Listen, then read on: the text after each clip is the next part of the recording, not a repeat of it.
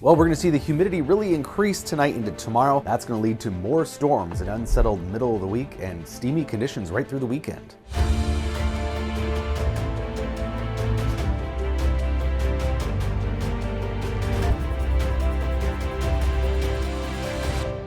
So we're going to see some smoke move into the area from different direction. It's Canadian wildfire smoke, but it's going to be coming in from southern Wisconsin because high pressure over Lake Superior, air moves clockwise, and that's been pushing that Canadian smoke the long way around. So probably going to see at least some hazy skies, if not some diminished air quality heading into the afternoon and evening hours. And that combined with the high pressure in the south too, all pushing air straight from the Gulf of Mexico into the northern plains and upper Midwest. So we're going to be seeing that humid, steamy air around for quite a while. Dew points today mostly in the 60s, not so bad, but tomorrow mid 70s dew points. Some models have 80-degree dew points in southern Minnesota tomorrow and Wednesday. That's about as humid as it gets around here. So some very tropical amounts of moisture. We'll see a brief reprieve Thursday, but steamy air overall back for the weekend too. And we're going to be on the edge of this heat dome that's kind of bouncing around in the central and eastern part of the country. And being on the edge of it, we talked about it last week, we're going to see every little disturbance move through. That's denoted by all these little X's. We call those vorticity.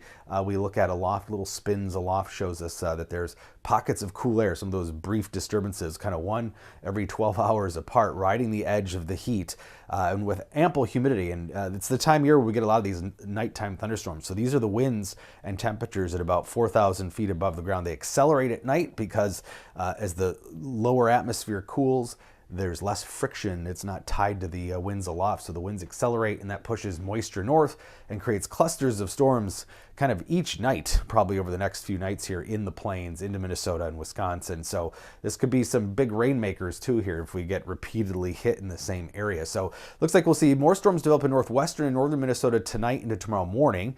And then later in the day tomorrow, more storms develop somewhere central or northern Minnesota that will then kind of spread across southern Minnesota too. But every different computer model has a different scenario. This is a notoriously difficult pattern to forecast. The models don't do well with it, and past 12 to 24 hours, timing it out can be hard. But there is a risk of some severe weather, marginal risk today into tonight.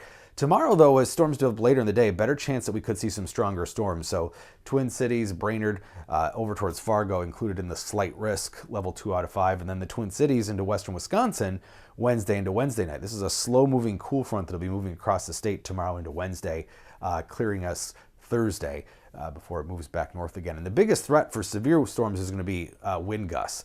So not necessarily pay attention to where, this is just one model scenario, but somewhere in Minnesota we could see this same scenario play out where we get kind of a bow echo situation like we had this morning that actually is able to maintain itself and hold together. So wind gusts and large hail primarily, but also a lot of rain. This is the average of the models, 2 to 3, even 4 inches across central Minnesota. But when we look at the individual models and kind of can see some hints of potential heavier rainfall, these are some 5, 6, 7-inch rainfall amounts through Thursday, somewhere potentially in central Minnesota and western Wisconsin. So a lot of rain, this humidity, this active unsettled pattern could lead to some pretty substantial rainfall totals if the same areas keep getting hit here. So that's what we'll be watching for. But yeah, just plan on a thunderstorm really at any moment over the next few days. It's that kind of a unsettled scenario. Near 80 today.